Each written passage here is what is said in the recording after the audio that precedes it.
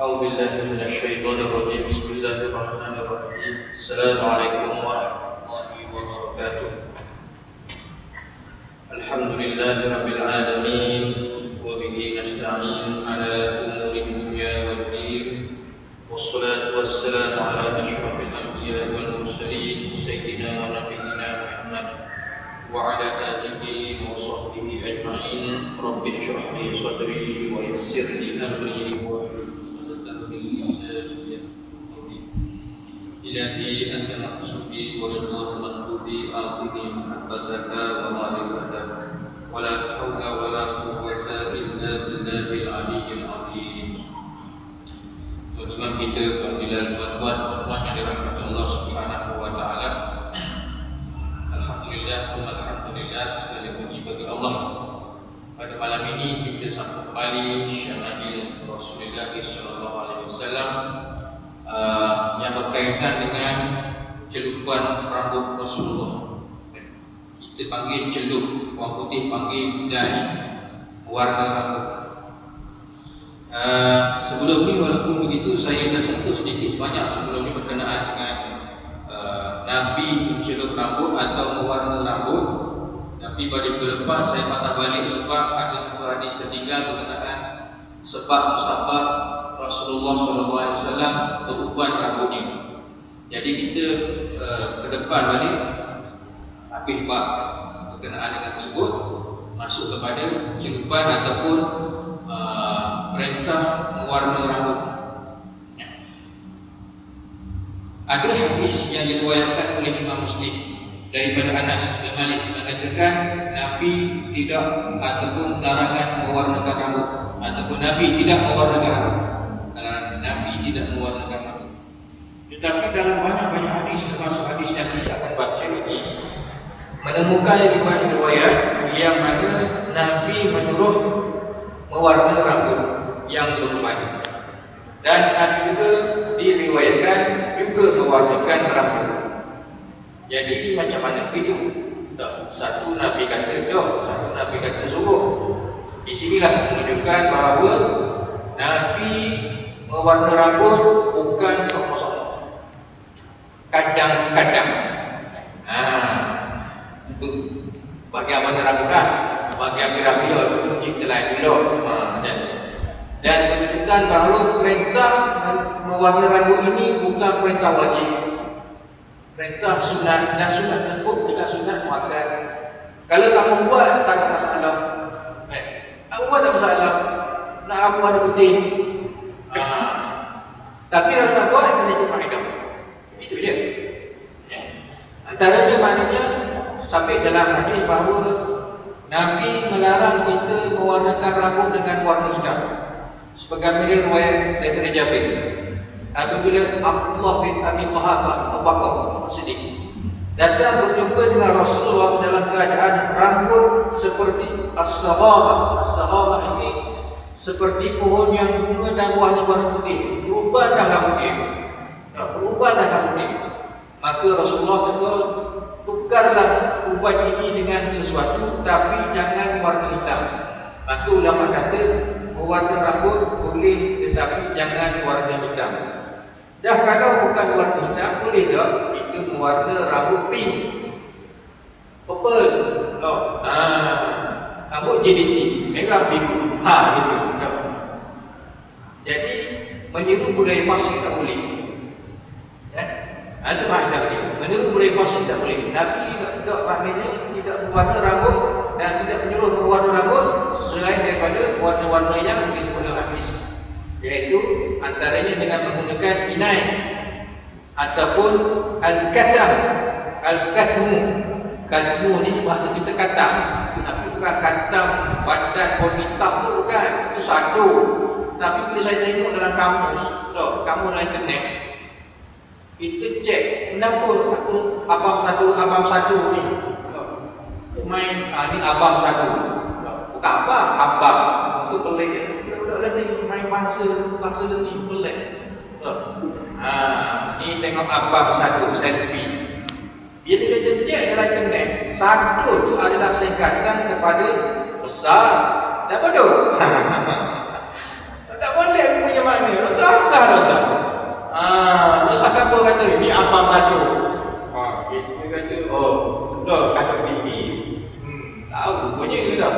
Rupanya dalam kamus kata besar kan? Waduh, besar tu. Kalau besar tu berapa? Tu banyak tinggi. Kata pasal. Jadi, kembali kepada warna inai dan al-kat.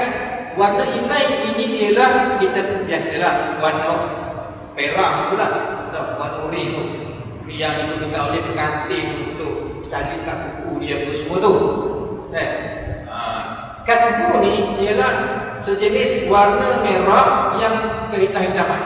Dia pergi kepada red black. Betul tidak tahu lah, tapi warna merah yang hitam sedikit. Nampak hitam tapi merah.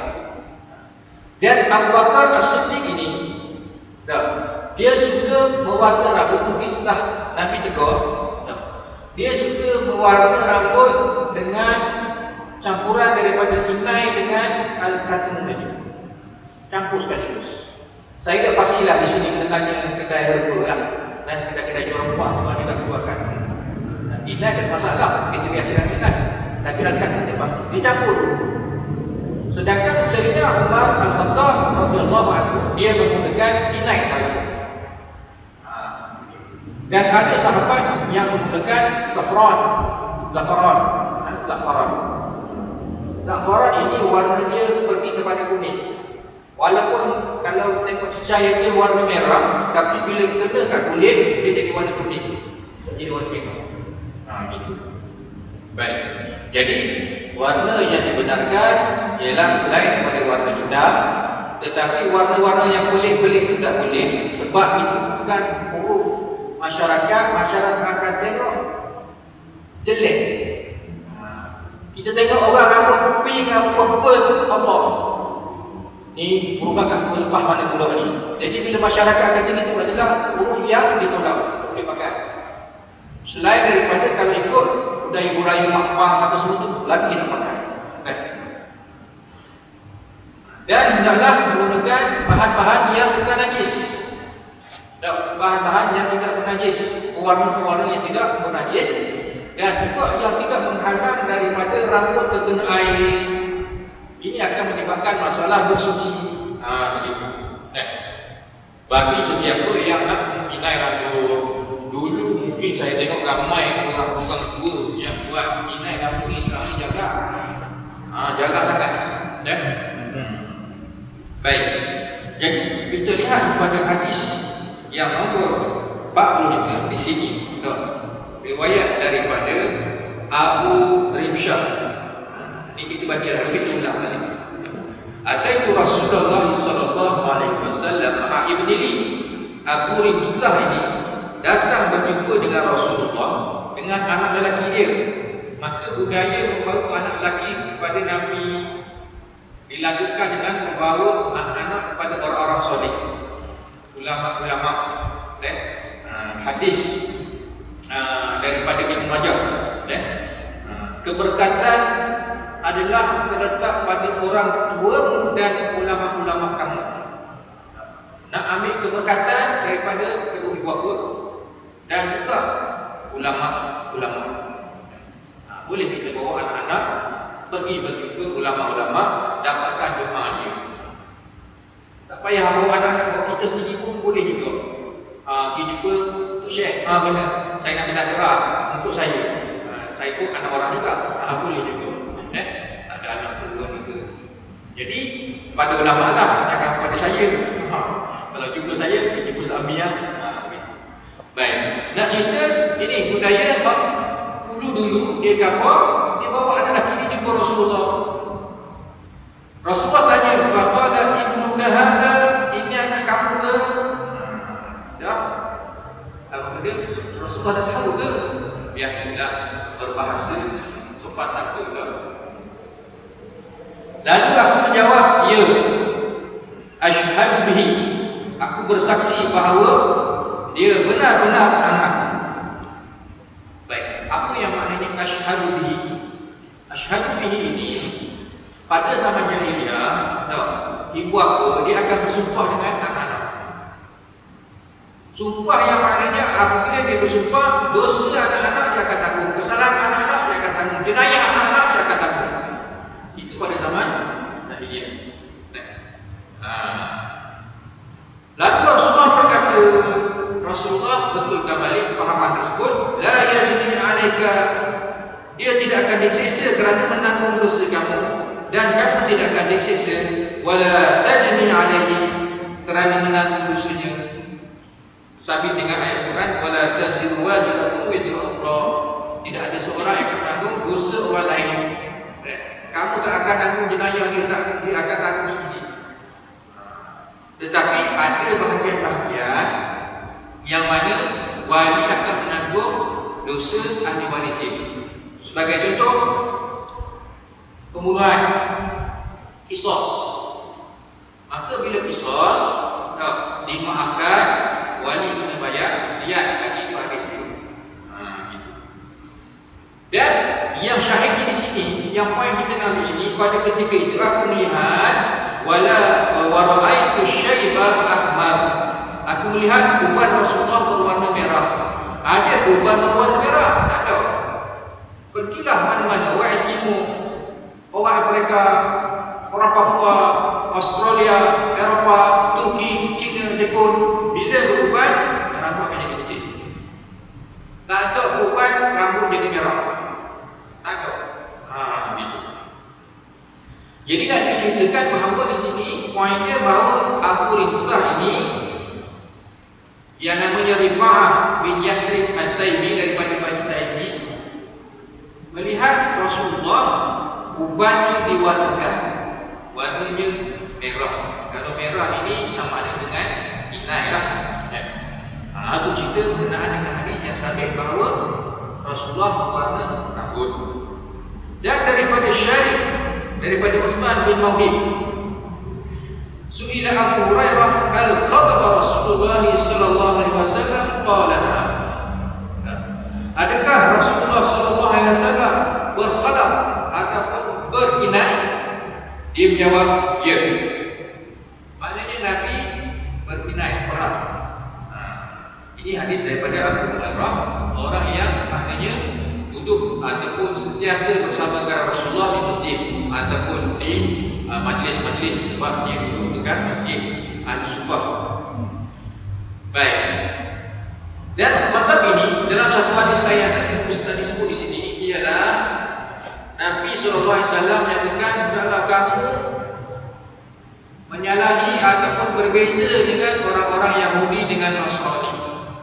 Antara cara membezakan antara orang Yahudi dengan Nasrani adalah dengan berinai. Berinai di kepala, bahagian di tangan tu orang nikah baru, berinai di rambut ataupun janggut. Itu cara nak membezakan. Sebab orang Yahudi Nasrani tidak buat benda ni. Jadi kalau buat, confirm ini orang Islam. Itu salah satu daripada tanda-tanda kita nak membezakan identiti kita orang Islam dengan orang kafir. Lain selain daripada itu, janggut, gila janggut, tak, potong misal. Itu antara orang Nabi sebut. Baik. Dan daripada Iyad bin Latif, daripada Jahzamah ataupun Jahzamah,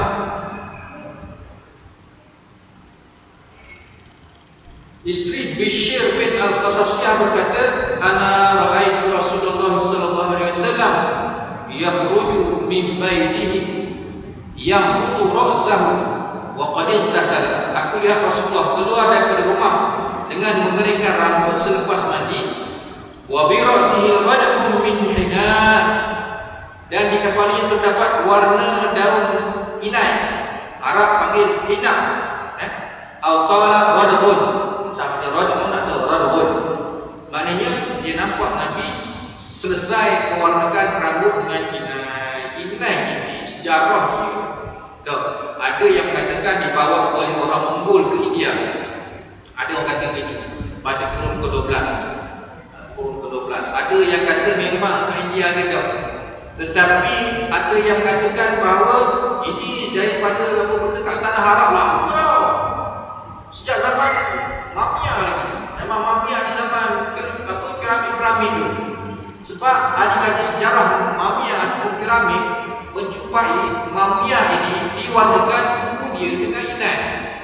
Jadi maknanya inai sudah habis sejak zaman dulu lagi. Pandailah nak sampai ke India ke Mongolia ke tanah lain. Dan Nabi memang menggunakan inai.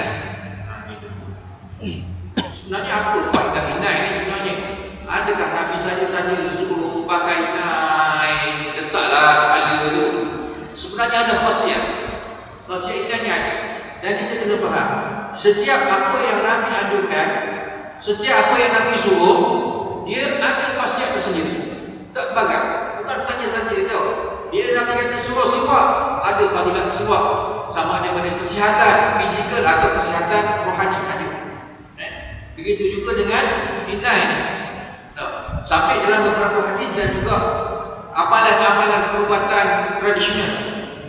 Kalau kata Ibnu Majah, sampai dari riwayat Ibnu Majah, inai ini digunakan untuk rawatan sakit kepala. Sakit kepala, tapi sakit kepala maknanya boleh pakai inai sebagai salah satu cara untuk meredakan sakit kepala. Juga untuk merawat otak. Bukan dah otak dah baru pakai inai. Dah makan dah begitu tau. Licin dah baru pakai inai jadi benda. Awal pertama banyak kubur tu boleh pakai inai untuk menguatkan balik rambut. Dalam inai ni ada sejenis bahan namanya glukosid. Bahan ini saya nak cerita dah berhenti dah. Tak lagi bukan bidang saya. Boleh tanya doktor lah. Atau ahli sains kenal dengan inai. Apa glukosid ni, apa khasiat dia. Tapi maknanya ada bahan-bahan yang bersifat baik untuk kesihatan kulit. Sebab itulah Nabi ada menggunakan daun inai untuk mengubat sakit kulit. Sakit kulit. Boleh daun inai. Ada rawatan tradisional kita merawat bisul dengan daun inai. Tunggu-tunggu tepek. Ada menggunakan air rebusan daun inai untuk merawat sakit perut. Memang banyaklah selain daripada pikir cikit-tekong tu. Tak salah kan? Tak ada masalah. Tapi orang ni kalau nak pakai rawatan menggunakan daun inai boleh rebus minum air dia. Ataupun untuk rawatan haid tidak teratur. Haidun bukan haid. Haid tu kepala. Kepala tidak teratur. Kena kemudian jumpa psikiatris. Ahli sakit jiwa kepala tak terat. Ni haid tidak teratur boleh juga dirawat dengan meminum air rebusan daun inai. Itu antara khasiat-khasiat daun inai. Dia sebenarnya rahsia. Dia dah jadi rahsia kan saya kata ni. Rahsia kenapa pokok-pokok ni tumbuh di sekeliling kita ni. Ialah sesuai untuk ubat orang kawasan. Pokok-pokok yang tumbuh di sekeliling kita ni sesuai untuk tabiat nature orang-orang di kawasan ini. Kita dulu tengok pokok semalu banyaknya pokok semalu. Sekarang baru orang tahu pokok semalu digunakan untuk rawatan kanser. Kanser. Dulu orang pokok semalu ni Allah menyampahnya dengan durinya gitu, dengan malunya, malu-malu sentuh kucing jis. Jadi rupanya rawat kanser boleh. Tapi maknanya kita nak kabur bukan setakat main semalu ni turun kanser adalah kaedah dia. Sebagai tambahan-tambahan kepada kaedah-kaedah moden. Ini untuk membantu. Daun belalai gajah tinggi. Kita kena apa? Kita kena ajar juga anak-anak kita. Nama pokok-pokok sekeliling kita ni, mana pokok duduknya.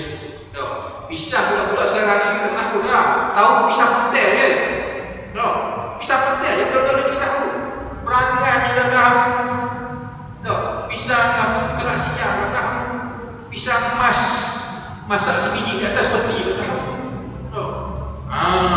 Jadi waktu kita kena ajar jugalah anak-anak kita benda-benda bahagian tumbuhan ni. Esok-esok kampung pun dah tahu.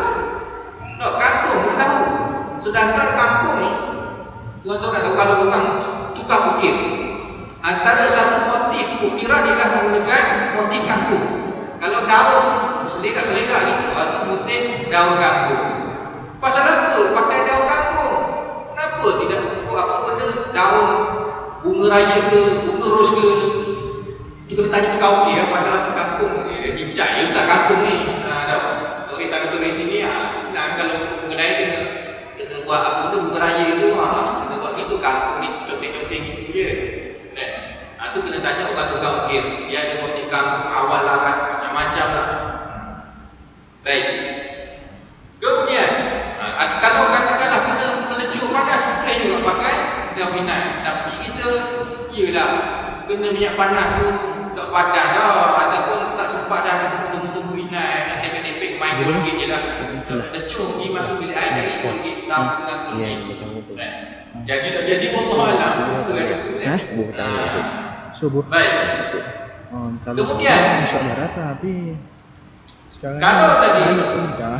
menggunakan sinai Rodobun ini bekas jerupan yang dibuat daripada zafaran. Rodobun Insya-Allah. membawa masuk inai zafaran atau sebagainya. Tengok bahasa Arab ni beza rin dengan air saja sudah berbeza makna. Rodobun bekas, Rodobun isi dia. Sebab itulah tahu mana ni ulama yang kamu kalau kita nak jember sendiri ke hadis sampai sudah dah tahu. Tak. Tapi sudah dah tahu. Jangan kata hadis Rodobun lah. Tak. Wa in likulli mazatil mazah. Apa makna? Saya bagi kita. Salah tu. Tak. Baik. Kemudian hadis yang nombor 48 di sini. Daripada Hammad bin Salamah, daripada Umayyah, daripada Anas berkata, ra'aitu sya'ra Rasulillah sallallahu alaihi wasallam makhtuban. Aku melihat rambut Rasulullah sallallahu alaihi wasallam diwarnakan. Bermakna makhtub diwarnakan. Sama ada dengan warnaan inai bukan tadilah. Dan daripada Hammad juga, daripada Abdullah bin Muhammad bin Uqail, dia berkata, aku melihat rambut Rasulullah diwarnakan di tempat Anas bin Malik. Jadi di sini hadis-hadis jelas menunjukkan bahawa Rasulullah juga mewarna rambut. Di samping hadis Rasulullah tidak mewarna rambut lagi, mewarna rambut tadi. Baik. Dan rambut Rasulullah ini para sahabat, dia bukan maknanya kami pernah dengan rambut Rasulullah.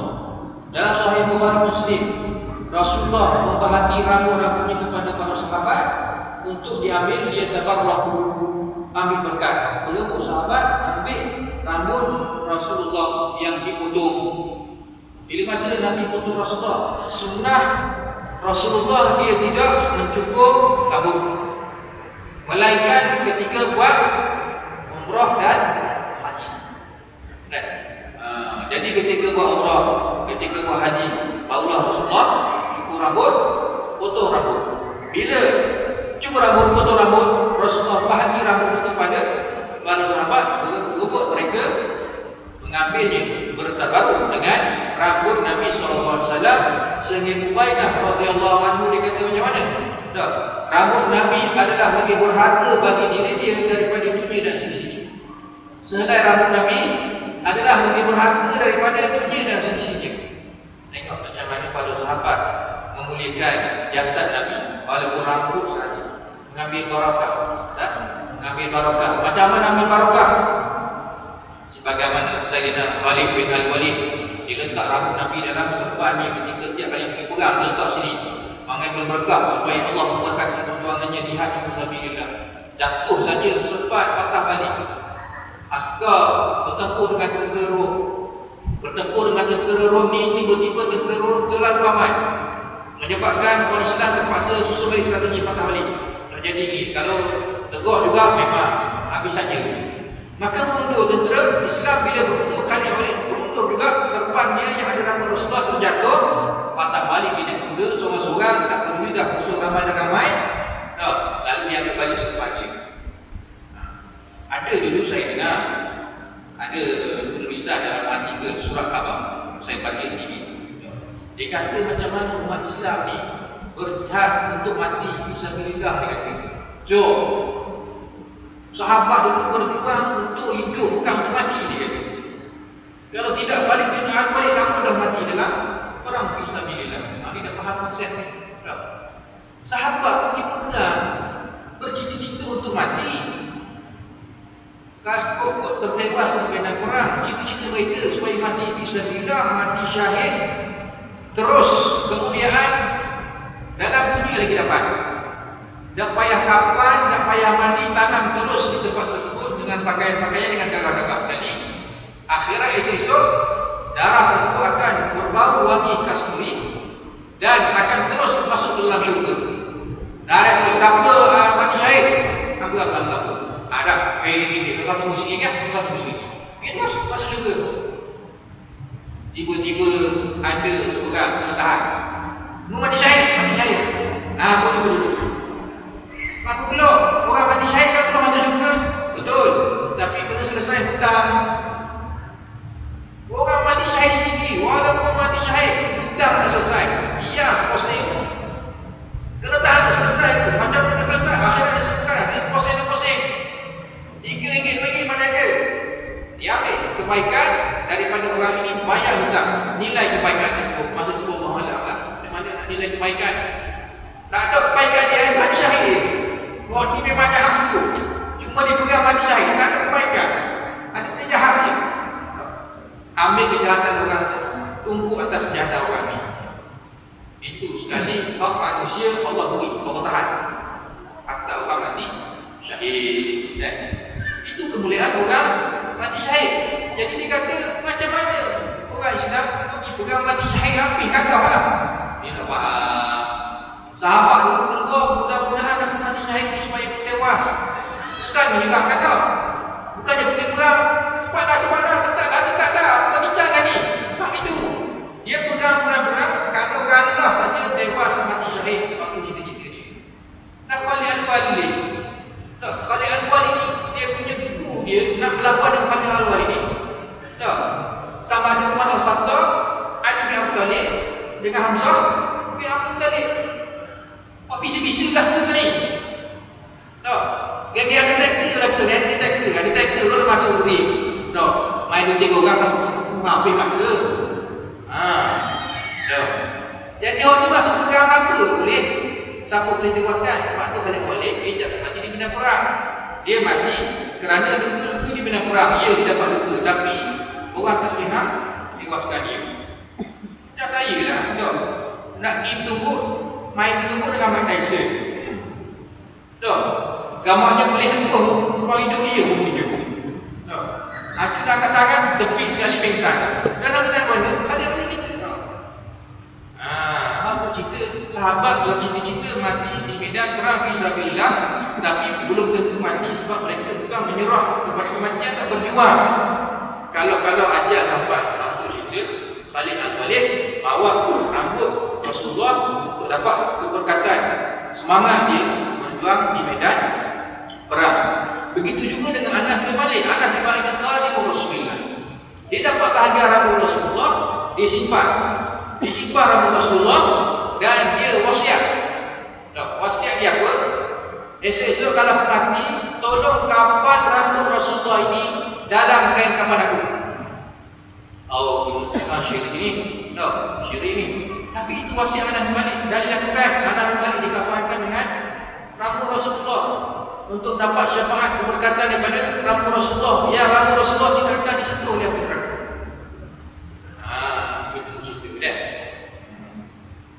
Begitu jugalah apa benda yang dilakukan oleh Ummu Salamah. Ummu Salamah ni dia ada simpan rambut Rasulullah dalam bekas perak. Emas dan perak ini boleh digunakan untuk beberapa tempat kemuliaan seperti simpan Al-Quran. Tapi untuk buka perhiasan, cawan, apa benda, pencawan pinggan mampu tak boleh.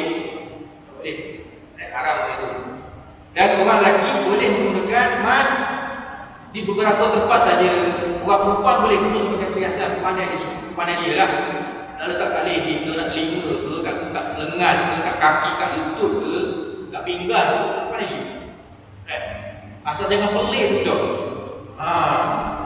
Asal jangan pelik sudah. Maka orang lelaki tak boleh haram. Penggunaan emas haram.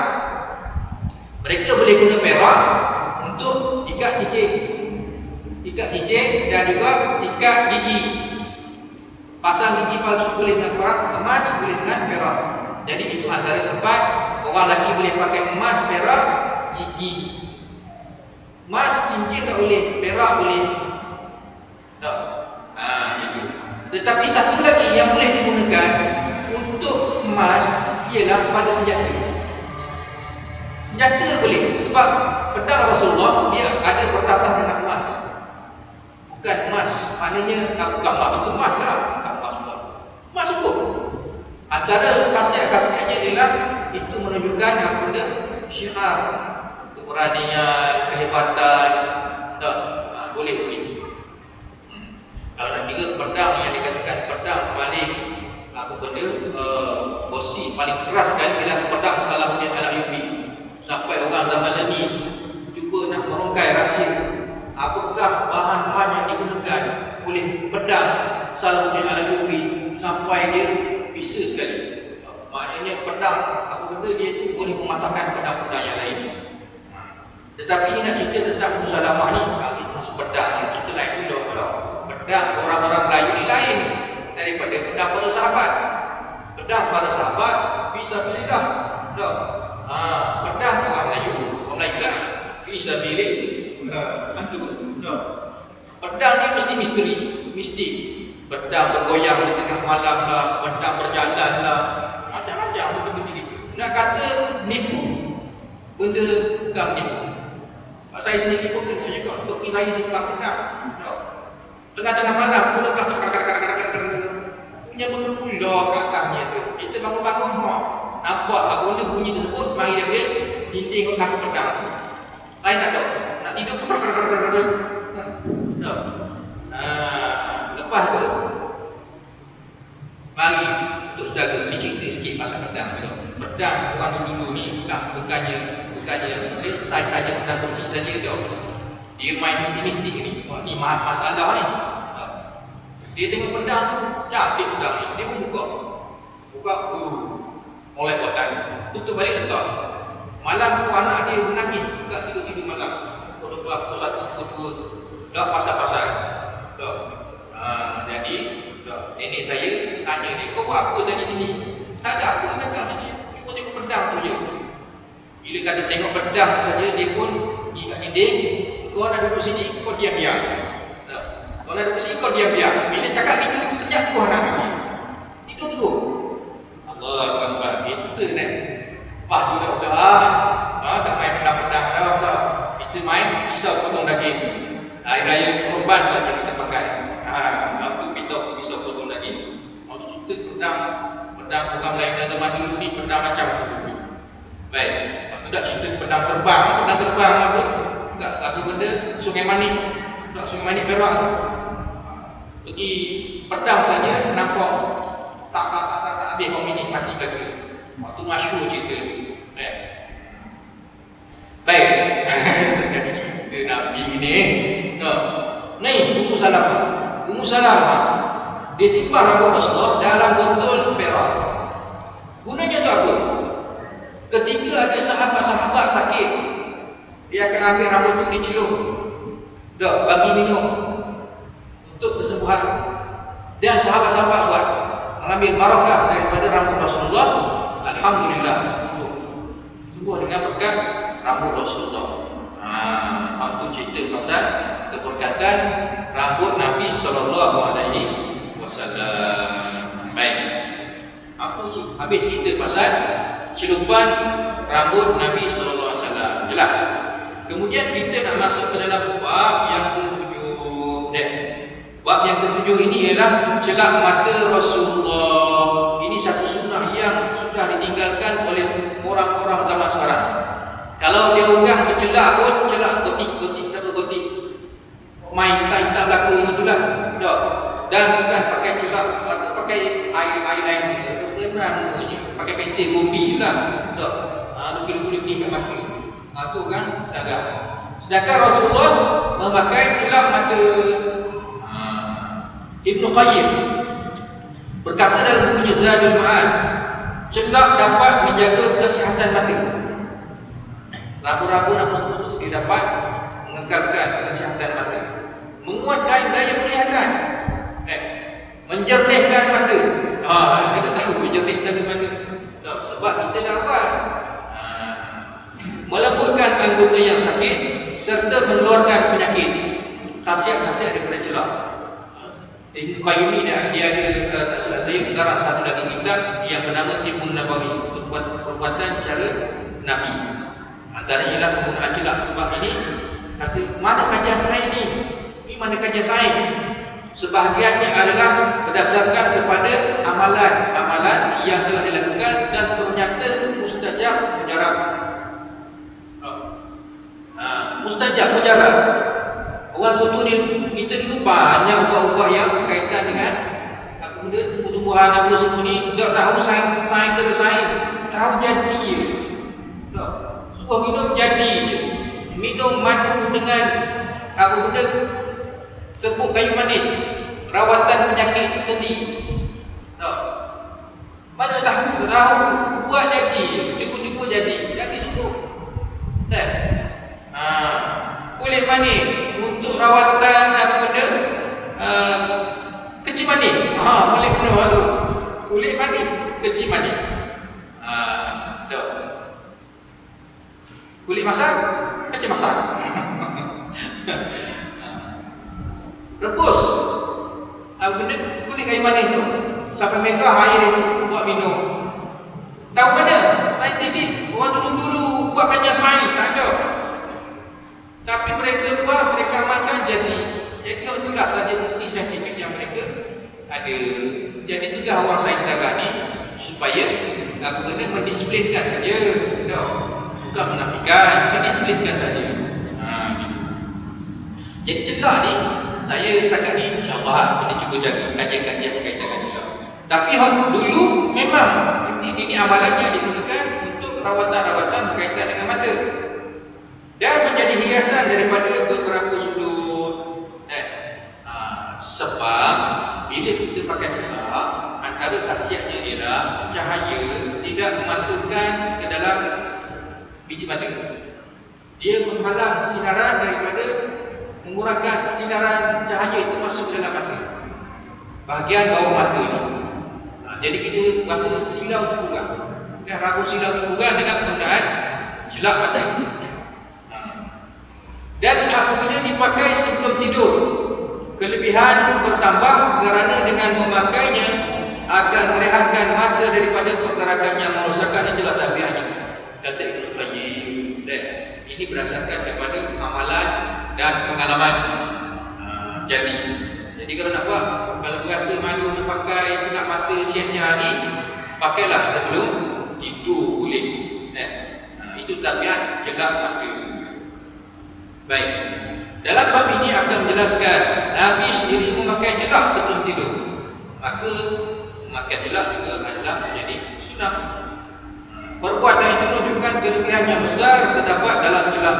Ibnu Arabi menyatakan bahawa berjelak ada dua manfaat utama, iaitu manfaat kecantikan dan perubatan. Cantik dan juga perubatan. Maksudnya orang lelaki boleh bercantik-cantik dengan jelak. Tapi jelak orang lelaki tak, bukan jelak orang puan. Jelak orang puan ni color dia macam-macam. Purple ada, pink ada, apa benda hijau, biru semua ada. Tak. Orang lelaki kena pakai jelak asal lah. Orang lain tak boleh. Kalau pakai juga, alamak lah tu dah.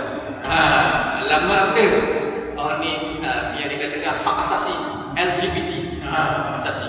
Tak kira lah, I nak pakai juga. Hak asasi I. Tak pakai merah-merah kuning. Bukan gitu pula. Lepas sekali. Ini hak asasi yang pula. Dan sebenarnya kalau kita tengok sunah-sunah orang alim-alim zaman dahulu memang pakai jelak. Dan saya tengok gambar-gambar orang alim dulu comel. Dia pakai jelak comel. Yang pertama mungkin pakai jelak tu. Yang kedua ialah pacaran rohanian tu. Biasa kalau rohani comel, hati comel, muka sedap tengok. Handsome je. Walaupun nama bukan Tengku Anas Mikael. Tengah heboh sekarang Tengku Anas Mikael, Tengku Anas Mikael tau. Muka bukan handsome mana, tapi sedap tengok. Sedap tengok. Sebab kerohanian dia menyebabkan berseri muka dia. Orang sekarang memang ada seri muka, tapi seri gala waktu malam sekali. Tak, betul dah seri gala. Saya nak cerita satu kisah lah. Ini kisah Dari Yaman tu satu lagi dia sampai ke luar negara itu, ke Eropah. Sampai di satu airport, dia tak cerita airport mana. Anak dia cerita, ada seorang tiba-tiba mari jumpa dia. Salam dengan dia, apa dia cakap? Aku tak tahu siapa kamu. Aku tak tahu siapa kamu. Dia cakap orang putih lah, I cannot speak no kan. Aku tak tahu siapa kamu, tapi bila tengok kamu ni, aku nak jadi seperti kamu. Aku tengok aku nak jadi seperti kamu. Tolong bantu aku nak jadi seperti kamu. Maka terus kat situ dan kat situ juga Habib Umar ajar berucap kalimah ada syahada Allah syahada. Masuk Islam kawan ni hanya kerana tengok orang soleh, orang alim. Kalau tengok muka ustaz saya dah masuk Islam, dah Islami ke? Waktu kisah maknanya orang melihat dari segi muka tu kesolehan hati nurani tu sampai tengok sedap tengok. Ni kadang-kadang kita masalah apa? Kisah betul, sahabat kita cerita orang nak masuk Islam, tunggu kat luar masjid. Tunggu luar masjid. Lepas tu masuk sembahyang, orang kawan tu duduk dua lagi pun ingat, pasal tak masuk ni? Kita tanya, cik nak apa ni duduk sini ni pergi ke masjid? Saya tak masuk Islam. Saya tak masuk Islam. Masuk Islam. Jom masuk masjid jumpa Pak Imam. Bawa jumpa Pak Imam. Pak Imam, ni ada kawan nak masuk Islam. Tak, saya nak masuk Islam. Apa tu nak masuk Islam? Sekarang baru saya ada hati tertolak nak masuk Islam. Aisyah kata Pak Imam. Aisyah, hari ni Imam bertugas yang betul kata saya Imam ganti dia. Esok datang. Alamak. No. Jadi tupi saja. Jadi ni kawan ni kan mati saja je. Akhirnya bawa pergi kat pondok Ustaz Mustafa Kamal. Bawa pergi kat dia, Ustaz, masuk Islam. Mesti awal memang ni. Dah. Ucap 2 kali syahadat, dia dah ada syahadat Islam, sudah. Esok kau pergi dapat gabungan, buat balik. Itu prosedur undang-undang. Tapi masuk Islam, jadilah. Mudah je. Kan? Selamat dulu. Begitu juga ada kawan di sebuah negeri. Anak murid saya tanya, Ustaz, ada kawan yang dah masuk Islam, tapi mak ayah dia memang syahid gila lah. Susah lah kata. Cari naas lah kalau tahu dia masuk Islam. Nak buat macam mana? Gila ajar dia puncak dulu kata. Dan dia nak makan ajar dia puncak. Bahagian pejabat ramai susu dia. Puncak dulu kata. Selamatkan kita. Dan puncak dia nak semayang macam Ustaz, hijau dulu kata. Biar masuk puncak dulu. Ada peluang dia nak semayang di luar daripada orang tua dia, ajaklah semayang sekali. Walaupun semayang itu wajib, tapi nyawa dia terancam itu kita biarlah. Itu selamatkan akidah. Sebab dalam kitab Tamimul Ghafilin tersebut ada satu manusia dihadapkan di hadapan Allah Subhanahu Wa Taala pada mahsyar, dibentang amalan dia, buka saja gulungan amalan dia itu sejauh mata-mata. Wajib mahal aku ni. Tengok mahal aku ni. Wajib kejahatan dia. Malaikat tanya, tak ada amalan kebaikan tak? Cek malaikat tu jadi ni. Akhirnya ada satu puncak kecil. Yang bila diletak atas mizan, habis kejahatan yang jauh jenah menjadi ringan. Kalimah la ilaha illallah. Bukan barang kalimah la ilaha illallah. Jadi pandai-pandailah kita ni apa benda prosedur itu betul. Kita kena ada prosedur untuk maslahat umat Islam betul. Untuk maknanya nanti apa-apa hal kita ada rekod betul. Tapi untuk asas kena cara begitu. Jadi saya ingat insya-Allah minggu depan kita akan sambung lagi dengan berkenaan dengan celak mata Rasulullah ini. Kita akan berkenalan celak macam mana yang dimasukkan. Apakah unsur-unsur dalam celak itu yang menjadi ubat. InsyaAllah ta'ala kalau panjang umur rezeki. Bismillahirrahmanirrahim. Rabbana taqabbal minna innaka antas samiul alim. Wa tub 'alaina innaka antat tawwabur rahim. Wa qina warhamna wa qina Muhammad. إنك أنت الغفور الرحيم ونجنا من الظلم والكرب العظيم وصلى الله على سيدنا محمد وعلى آله وصحبه أجمعين والحمد لله رب العالمين. أقول قولي هذا